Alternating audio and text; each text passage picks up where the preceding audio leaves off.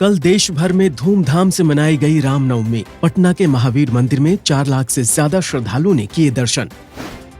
अब बद्रीनाथ केदारनाथ धाम में वीआईपी दर्शन के लिए देना होगा शुल्क। 300 रुपए का शुल्क देकर कर सकेंगे दर्शन। महाकाल मंदिर को मिलने वाली दान राशि में हुई 2 गुने की बढ़ोतरी। वित्त वर्ष 2021-22 में मिला 46.5 करोड़ से ज्यादा का दान।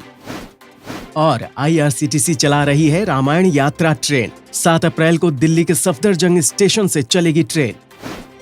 अयोध्या स्थित राम जन्मभूमि मंदिर में इस बार धूमधाम से रामलला का अवतरण दिवस मनाया गया। इस मौके पर यहां रामलला के दर्शन के लिए भारी संख्या में श्रद्धालु पहुंचे। श्रद्धालुओं की भारी संख्या को देखते हुए पहले से ही यहां तैयारियां की गई थीं। भक्तों को प्रसाद रूप में पंजीरी दी गई, जो शुद्ध देसी घी से तैयार की गई थी। रामलला को करीब 12.5 क्विंटल प्रसाद चढ़ाया गया। रामलला को चढ़ाए जाने वाले प्रसाद की शुद्धता अहम होती है, इसलिए जिस कमरे में प्रसाद रखा गया था उसमें सिर्फ प्रसाद बनाने वालों को ही जाने की इजाजत थी।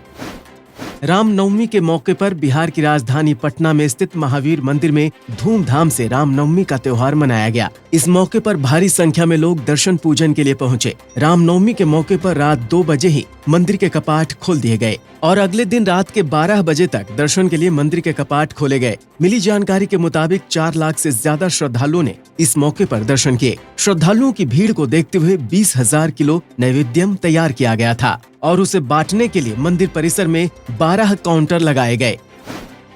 22 अप्रैल को शुरू होने वाली 4 धाम यात्रा के मद्देनजर सरकार ने कई जरूरी दिशा निर्देश जारी किए हैं। इन जरूरी दिशा निर्देशों के मुताबिक अब स्थानीय लोगों के लिए पंजीकरण की अनिवार्यता को खत्म कर दिया गया है। साथ ही बाहर से आने वाले यात्रियों को राज्य के एंट्री पॉइंट पर एक बार ही पूछताछ करने को कहा गया है। मतलब इस बार यात्रा मार्ग पर यात्रियों से बार-बार पूछताछ नहीं की जाएगी। वहीं दूसरी तरफ यात्रा मार्ग पर गाड़ियों के संचालन के समय में 3 घंटे की बढ़ोतरी की गई है। अब यात्रा मार्ग पर सुबह 4 बजे से रात के 10 बजे तक गाड़ियों का संचालन होगा।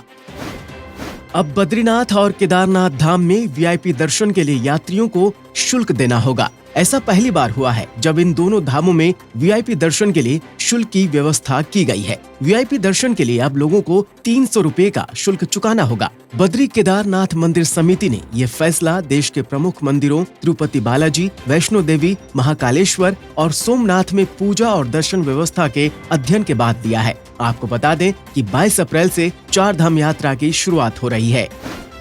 उज्जैन स्थित महाकाल मंदिर की कमाई बीते साल की तुलना में अब 2 गुनी हो गई है। मिली जानकारी के मुताबिक वित्त वर्ष 2020 और 21 में 22 करोड़ की आय हुई थी, तो वित्त वर्ष 2021-2022 में 46 करोड़ 51 लाख रुपए की आय हुई थी। महाकाल लोक के निर्माण के बाद से भारी संख्या में लोग उज्जैन पहुंच रहे हैं। वहीं दूसरी ओर महाकाल लोक के दूसरे चरण का काम जून तक पूरा कर लेने का लक्ष्य रखा गया है। शिखर दर्शन, आपातकालीन द्वार, कोटि तीर्थकार जीर्णोद्धार और फसाड का काम जल्दी पूरा होने की उम्मीद है।